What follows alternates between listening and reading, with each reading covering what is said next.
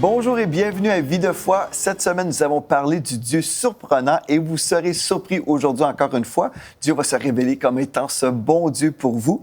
Et j'ai à mes côtés mon épouse Mathilde. Bonjour chérie. Bonjour. Et nous avons comme invité Pasteur Viviane Dallot. Bonjour Pasteur Viviane. Bonjour Pasteur Joël. Bonjour Pasteur Mathilde. Gloire à Dieu.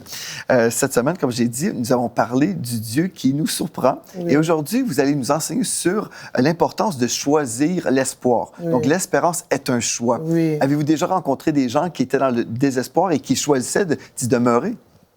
Oui, il y a des gens qui souhaitent même la mort dans leur désespoir. Ils se disent, non, vaut mieux pour moi de mourir que rester en vie. Il y a des gens qui désespèrent jusqu'au point de vouloir la mort. Moi, j'en ai rencontré. Et vous êtes dans le ministère depuis au-delà de 20 ans, en fait. Donc, oui. Vous avez rencontré toutes sortes de personnes. Oui, toutes sortes de personnes qui n'attendent que la mort ou qui désespèrent par rapport à une situation. Ils se résignent à vivre dans cette mauvaise situation, dans cet état. Et vraiment, c'est triste, quoi, parce qu'il y a un Dieu tout-puissant, El Shaddai, Amen. Qui peut tout changer, qui peut surprendre, qui peut agir de manière inhabituelle. Et pourquoi choisir de vivre dans le désespoir? Or, on peut choisir de vivre, on peut choisir d'espérer. Amen.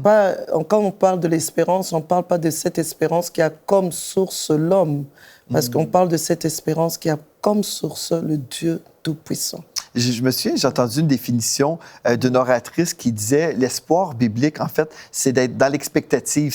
C'est ce souhait, mais je suis dans l'expectative que cette chose va arriver. Elle faisait la différence entre la foi et l'espoir, mais c'est vrai, l'enfant de Dieu qui est dans l'espoir s'attend justement qu'il va y avoir une bonne suite. Donc, c'est ça. Aujourd'hui, on va encourager nos amis à la maison. Peu importe les épreuves de votre vie, vous savez, nous avons tous passé par des hauts et des bas, n'est-ce pas? Personne qui vit constamment sur le sommet de la montagne. Nous avons tous des périodes plus difficiles où le vent est contre nous, on veut avancer, mais des fois, il y a de l'opposition spirituelle. Et en fait, quand on veut faire la volonté de Dieu, c'est là où, parfois, on voit même plus d'opposition. Parce que nous ne sommes pas juste sur la défensive, mais parfois, quand nous sommes sur l'offensive, le diable veut nous empêcher de progresser dans les voies de Dieu. Il veut empêcher que le royaume avance. Donc, des fois, oui, on va vivre des vents contraires, mais si nous demeurons dans l'espoir et aussi dans la foi, et si nous demeurons persévérants, nous verrons des percées au nom de Jésus. Et Dieu peut vous surprendre. Peut-être vous êtes dans une situation en ce moment où tout semble être la désolation, mais Dieu peut vous rencontrer dans cette place-là et vraiment, il peut vous démontrer sa bonté, mais vous devez relever la tête, n'est-ce pas, Pasteur Viviane? Oui, c'est vrai ce que vous avez dit. On ne peut pas espérer sans la foi. C'est quand on met sa foi en action, c'est qu'on croit, on sait qu'on espère. On est dans une situation, dans un état d'attente. On s'est dit, ça va arriver, ça finira par arriver. Amen, oui. Quel que soit le temps, quelle que soit la longueur de ce temps-là, on est sûr que ça va arriver. Et l'ingrédient qu'il faut, c'est vraiment la foi. Parce que la foi, c'est être sûr de ce qu'on espère. Amen, c'est vrai. Donc, vous avez été touchés. En fait, hier, on a parlé beaucoup de Naomi dans le livre de Ruth. Et aujourd'hui, vous avez à cœur de nous parler de Ruth, qui était une femme qui a espéré. Oui, Ruth, c'est une femme qui a beaucoup espéré.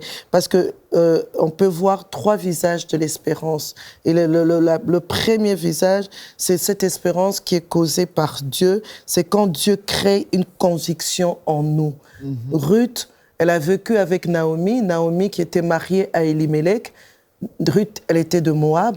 Tandis que Naomi et Elimelech étaient des enfants d'Israël. Oui. Alors, elles les ont entendus parler de Dieu. Elles les ont entendus plusieurs années parce qu'elle était mariée à un des fils de Naomi, à Machlon. Et pendant 10 ans, elle a eu à entendre parler du Dieu d'Israël, le Dieu d'Israël. Et elle a commencé à croire en ce Dieu d'Israël. Et Dieu a causé cette conviction en elle qu'il était capable d'agir. Et vu qu'elle était une Moabite, elle a appris l'histoire d'où venaient les Moab, que c'était un peuple maudit à cause de l'inceste qu'il y avait eu. Alors Dieu a créé cette conviction en elle, cette espérance en elle qu'elle pouvait changer de vie. Et elle a choisi d'espérer en ce Dieu, contrairement à sa belle-sœur Orpa, qui a eu aussi entendre les mêmes histoires. Elle a entendu les mêmes histoires, mais elle n'a pas choisi d'espérer. Elle a eu peur. Nous avons parlé hier, nous avons parlé des frayeurs. Elle a eu peur. Elle s'est dit, tiens, Naomi a raison, elle est vieille, elle ne saura plus nous donner d'autres, elle ne saura plus mettre au monde. Qu'est-ce que nous, on va devenir? Elle a oublié tous les miracles, tout ce qu'on lui a... Comme Moïse, la mer Rouge, Moïse qui a traversé la mer Rouge, l'eau qui avait été séparée en deux. Elle a entendu tout ça, donc tout ce que Dieu avait eu à faire. Malgré cela, elle a choisi de continuer à vivre dans les désespoirs parce que c'était un peuple maudit. Orpa est restée et Ruth, elle est restée ferme sur sa position. C'est quelque chose que Dieu... Et le deuxième visage, si je peux continuer à partager... Le deuxième visage de l'espérance, elle crée toujours des attentes. C'est lui qui vit à des choses dans les futurs. L'espérance crée des attentes dans une personne. Parce que j'espère, j'attends. Parce que j'espère, je sais que quelque chose va arriver. J'attends, qu'est-ce qui va arriver exactement, mais je sais que quelque chose. Peut-être aussi exactement, je peux savoir. Parce que la foi, c'est une ferme démonstration de choses qu'on ne voit pas. C'est vrai. Amen. Donc, dites-nous, selon vous, quelle est la différence entre Ruth et Orpa? Pourquoi Orpa a abandonné, en fait, le peuple de Dieu, et pourtant, Ruth, c'est une femme qui était décidée, elle ne voulait pas habiter avec son peuple, avec Moab, mais elle était même attachée à sa belle-mère, comme ça. On voit vraiment une différence dans les deux réactions. Ouais, pourquoi pensez-vous que Ruth a vraiment été cette femme qui voulait Dieu? C'est parce qu'elle a eu, pour moi, elle a eu la révélation de Dieu. Parce que en refusant d'obéir à Naomi, elle a bien mentionné « Ton Dieu sera mon Dieu. Où tu iras, j'irai. Parce que je voudrais avoir affaire à ton Dieu. » Elle a cru au Dieu d'Israël. Donc, la différence, c'était cette foi au Dieu d'Israël. Orpa n'a pas eu ça. Orpa, elle a été en contact avec des gens qui avaient un Dieu, mais n'a pas cherché à connaître ces dieux-là. Parce que plus on cherche à connaître Dieu, plus on cherche à s'attacher à Dieu, Dieu se révèle à nous. Elle avait une révélation de Dieu. Parce que comment expliquer, après avoir perdu le beau-père, après avoir perdu le beau-frère, après avoir perdu son propre mari, comment s'attacher à une telle femme? Parce que ça serait source de frayeur aussi. Oui, cette famille m'a porté malheur. J'ai l'impression qu'il y a une malédiction attachée à cette famille. Mais elle a cru en ces dieux-là. Et sûrement, ça c'est mon imagination encore qui travaille. Elle se dit, non, si Dieu a pu faire, je m'imagine, s'il a pu faire de Rahab, la prostituée, elle a pu le sauver, cette Rahab. Si Dieu a pu séparer la mer Rouge en deux, si Dieu a pu faire de Isaac dans un pays où il y avait la famine, le bénir, peut-être qu'eux, ils n'ont pas vraiment espéré comme il fallait, mais moi, je veux espérer. C'est pour cela, même quand on vient à Christ, je ne viens pas à Christ, je n'accompagne pas le pasteur Mathilde dans sa chrétienté, je n'accompagne pas le pasteur Joël, peut-être qui est mon pasteur, je ne l'accompagne pas dans sa chrétienté, je vis ma chrétienté. Je cherche moi-même à avoir une relation profonde avec Dieu. Amen. Ouais. Moi, je pense justement à des personnes qui sont venues à notre Église pendant un temps et donc qui ont resté. Il y a des fois des gens, et je trouve ça spécial parce qu'il y a une sœur de notre Église qui a eu un rêve très révélateur. Et puis, il y avait quelqu'un qui venait frapper à la porte. Et puis, en fait, c'était quelqu'un dans sa propre famille. Et puis, elle lui présentait Jésus qui était avec elle. Elle dit, ah, voici Jésus. Et puis la dame à la porte, qui était supposément une chrétienne, a dit, ah, je ne le connais pas. Et comme vous dites, bon, Ruth, c'était une femme qui a eu une relation avec Dieu, une révélation de la part de Dieu. Et puis, puisqu'elle a eu la révélation, elle s'est engagée envers Dieu et le peuple de Dieu. Tandis qu'Orpa, elle a bénéficié du peuple de Dieu pendant un temps. Elle a côtoyé des gens du peuple de Dieu, mais elle était intéressée à son nombril, en fait. Là. Donc, elle ne pouvait pas voir et discerner chez Naomi, sa belle-mère, qui avait une provision encore. Là. Donc, elle était comme ça, plutôt centrée sur son jeu. Tandis qu'on peut voir, bon, chez chez Ruth, justement, c'était une femme qui avait reçu cette révélation. Et ce que je veux faire, la différence, en fait, c'est que dans nos églises, il y a des gens qui ont reçu la révélation de l'amour de Dieu, qui sont vraiment sauvés, nés de nouveau. Et il y a d'autres personnes qui sont comme Orpa, qui viennent parmi nous pour recevoir quelque chose, des bénéfices. Ils vont quitter aussi s'ils ne semblent pas recevoir les bénéfices qu'ils veulent avoir. Et c'est pour ça qu'il y a des gens qui vivent un miracle, le miracle de la nouvelle naissance, et d'autres non. Ils viennent parmi nous pendant un temps, mais ils ne sont pas vraiment sauvés. Mais en fait, c'est ça la différence entre Orpa et Ruth et les personnes dont tu parles, c'est que Dieu s'expérimente. Parce que, Pasteur Viviane, vous parliez d'une révélation, que Ruth a eu la révélation du Dieu d'Israël. Oui. Et vraiment, c'est ça, c'est la différence entre les religions et le vrai Dieu, le Dieu qui sauve, c'est que notre Dieu s'expérimente.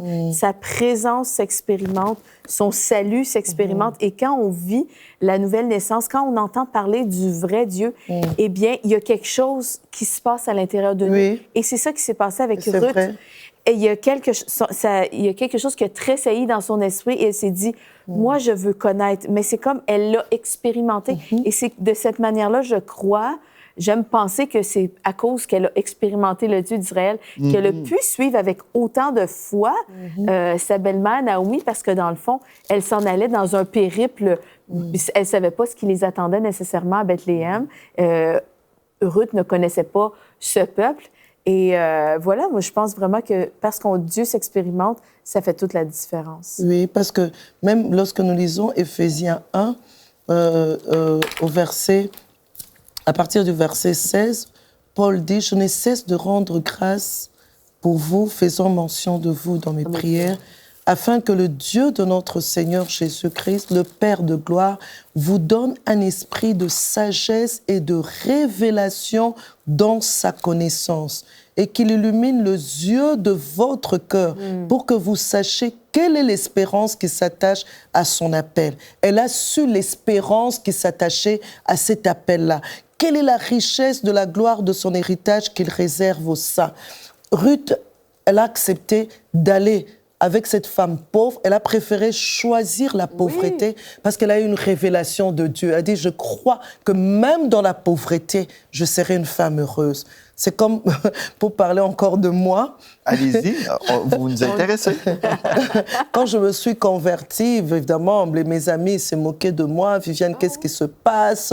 Qu'est-ce qu'il y a? Est-ce que tu as des problèmes? Parce que pour les gens, à cette époque, c'est quand tu te convertis, c'est que tu dois avoir des problèmes. Alors tu cherches... Non, je n'ai pas de problème, seulement j'ai rencontré Dieu. Dieu s'est révélé à moi et je sais que sur cette terre, il est celui... En fait, le passage de Jérémie 29, 11, c'est un passage qui m'a beaucoup marqué. Je dis, il n'y a que lui qui a un projet de paix et de bonheur pour moi. Et je veux servir ces dieux-là. Je me suis accrochée, mes amis m'ont abandonné. Je me rappelle même, il y en a qui venaient à la maison me dire, bon, Viviane, c'est juste pour te dire que c'est la dernière fois que tu nous vois chez toi parce qu'il n'y a plus moyen. On nous a dit que tu fréquentes une église et que tu as accepté un certain Jésus-Christ. Je dis, oui, j'ai accepté Jésus-Christ, mais si vous ne voulez plus de moi, moi, je m'accroche à Christ. Et de cette manière, j'ai rencontré mon mari. Mon mari venait d'une famille où c'était pas comme chez nous. Non, on manquait de rien, mais chez eux, quand même, il y avait ce problème de nouer les deux bouts du mois. C'était pas évident. Alors, quand il m'a demandé la main, encore, les gens autour de moi m'ont dit, mais Viviane, tu sais où tu vas? C'est la pauvreté là-bas. Mais je me rappelle avoir répondu à certaines de ces personnes, je préfère la pauvreté avec Dieu que la richesse sans Dieu. Si Dieu pense que me marier avec lui, c'est la pauvreté, je suis sûre que je serai la femme la plus heureuse. Et Parce que la vraie richesse, en fait, ne se mesure pas par un compte bancaire. La vraie richesse, c'est d'être avec Dieu. Amen. Et puis, Dieu pourvoit tous nos besoins selon sa richesse avec gloire. Et c'est ça que les non-croyants ne comprennent pas. Nous sommes héritiers du royaume, donc... C'est ça. Donc, en mariant, je ne sais pas si à l'époque, votre mari était déjà un homme de Dieu, Mais je sais Non, pas. Non, quand je me suis mariée, c'est vrai qu'il m'a dit qu'il avait, il avait reçu l'appel, mais je ne comprenais pas trop bien qu'est-ce que ça signifiait, servir Dieu à temps plein, qu'est-ce que ça veut vraiment dire. Mais je voulais tellement faire la volonté de Dieu, je dis Seigneur, j'accepte. Et même pour continuer toujours dans le sens d'avoir la révélation, c'est très important d'avoir la révélation de Dieu. Paul parlant à Timothée, dans le chapitre 3, il dit...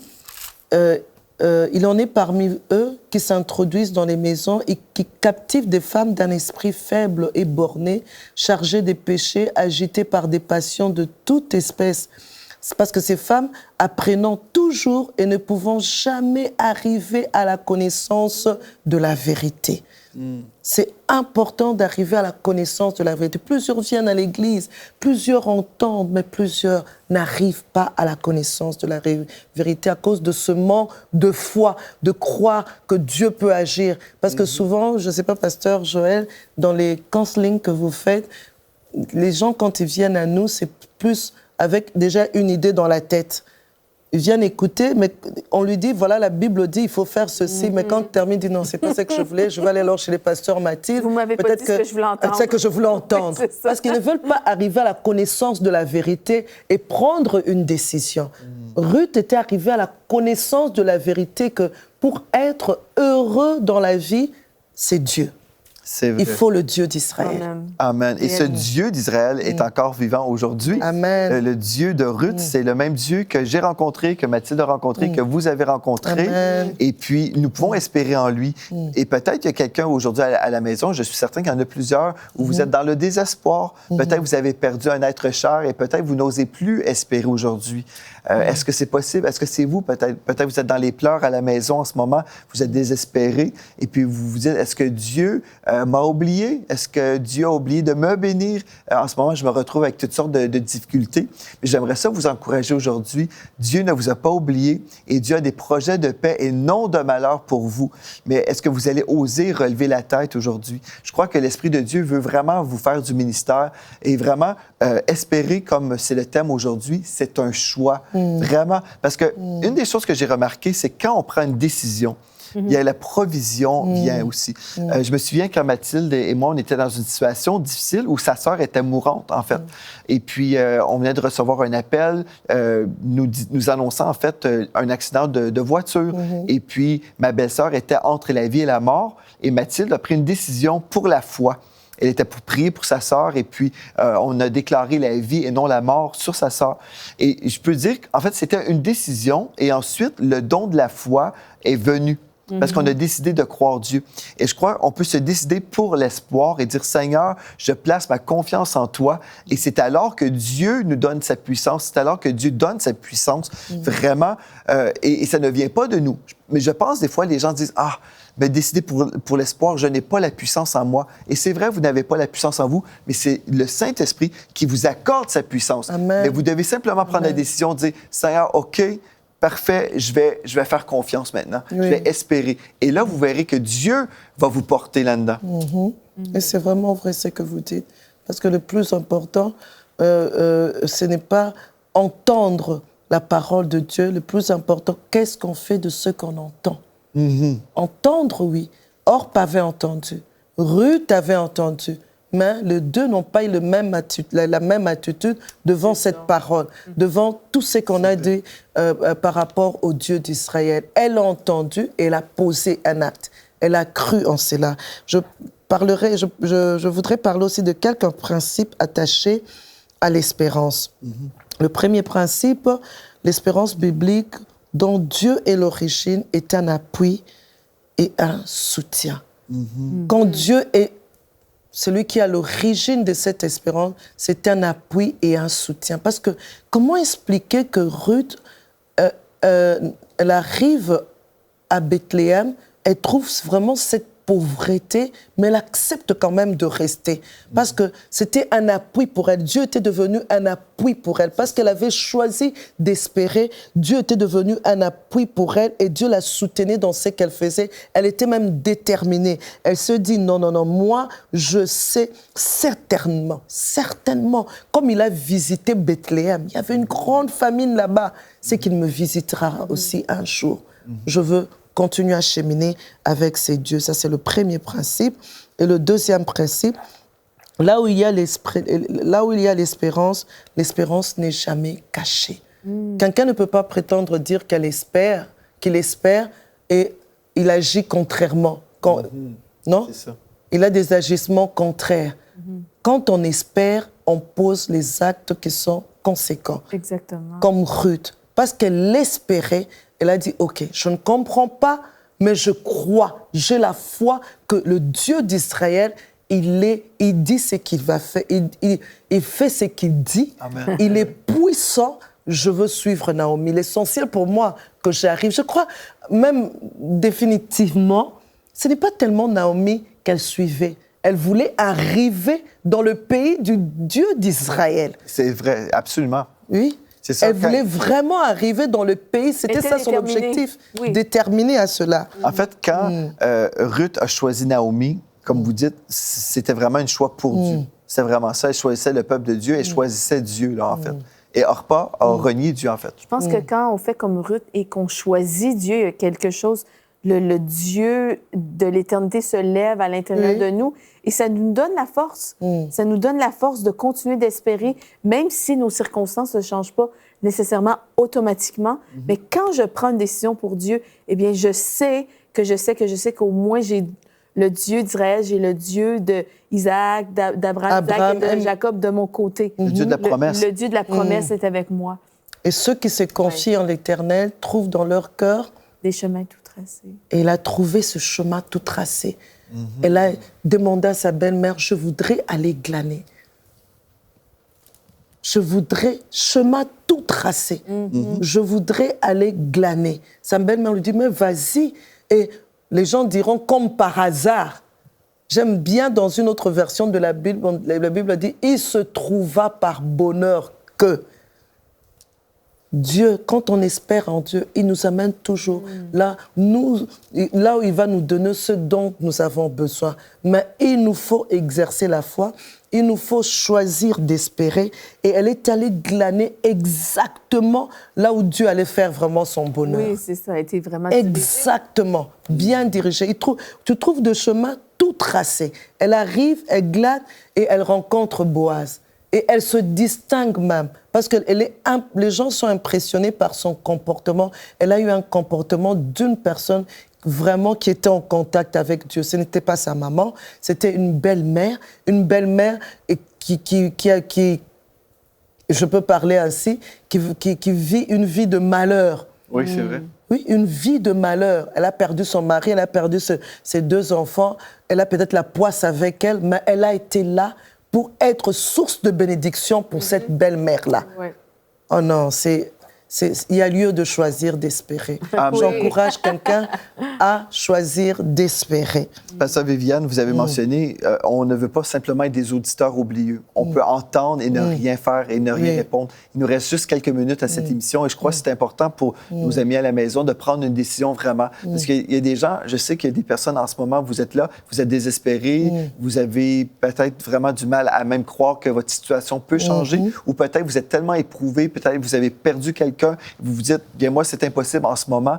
Mais si vous êtes prêt à vraiment, non seulement juste entendre la parole, mais la recevoir en vous, ensuite prendre la décision, vous verrez que Dieu va intervenir. Dans Ésaïe, chapitre 1, au verset 19, il est écrit, « Si vous avez de la bonne volonté et si vous êtes docile ou si vous êtes obéissant, vous mangerez les meilleures productions du pays. Mais si vous résistez et si vous êtes rebelle, vous serez dévorés par le glaive, car la bouche de l'Éternel a parlé. » Donc, ce que vous voulez faire aujourd'hui, ce n'est pas juste entendre et résister après. Parce que des fois, il y a des gens qui peuvent résister, même, ils ne le diront pas, mais ils vont peut-être dire, ben, c'est parfait pour pasteur Viviane, elle n'a pas d'épreuve, elle est mariée avec le pasteur Roland Dallot, tout va bien pour elle, et puis voilà, et pour elle, c'est facile. Il ne faut pas me regarder maintenant. Ça donne l'impression d'avoir été facile, mais il faut, si je te donne ma croix, tu la remettras tout de suite. Tu vas dire non. Il faut passer par cela pour arriver là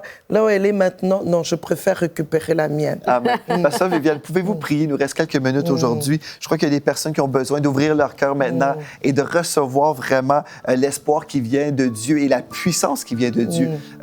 Vous dites, ben, c'est impossible pour moi. Ben, c'est possible parce que ce qui est impossible à l'homme est possible à Dieu. Amen. Mais Dieu aujourd'hui vous demande, est-ce que tu me laisses entrer dans ta vie? Est-ce que tu m'ouvres la porte de ton cœur pour que je puisse intervenir et te fortifier? Et si vous dites oui, pasteur Viviane va prier pour vous et vous allez recevoir de Dieu votre percée. En tout cas, choisissez d'espérer. Oui. Choisis d'espérer. Et l'Esprit me pousse à prier pour toutes ces personnes qui, comme le pasteur Joël l'a dit, n'arrivent plus à espérer. Ils sentent que c'est comme un blocage là. Dieu me dit c'est un problème des volontés. Je vais prier maintenant pour que les volontés de plusieurs soient déliées.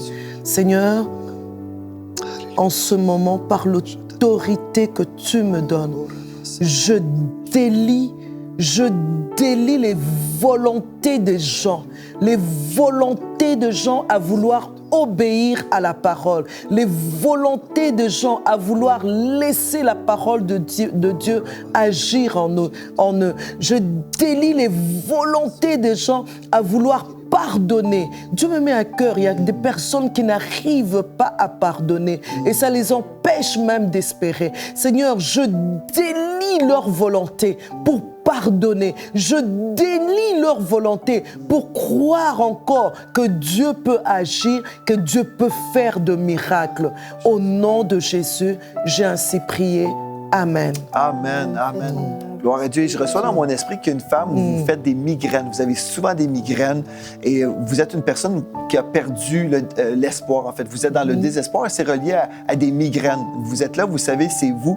Mais maintenant, au nom de Jésus, je déclare sur votre tête la guérison. Par ces meurtrissures, vous avez été guéris. Et je déclare cette délivrance, la délivrance de ces migraines maintenant. Et j'appelle vraiment un esprit de rafraîchissement. L'Esprit de Dieu vient sur vous, vous rafraîchit, vous affranchit de cet esprit de désespoir. Et aujourd'hui, le Saint-Esprit prend toute la place en vous et vous donne la guérison dans le nom de Jésus. Amen et amen. Et écrivez-nous, témoignez de ce que Jésus est en train de faire dans votre vie. C'est merveilleux. Dieu est à l'œuvre aujourd'hui. Il est en train d'affranchir des personnes et il vous invite à entrer dans une nouvelle vie, une vie remplie d'espoir, parce que le Dieu que nous servons est vivant et il n'y a rien d'impossible pour lui. Donc, nous pouvons espérer en lui.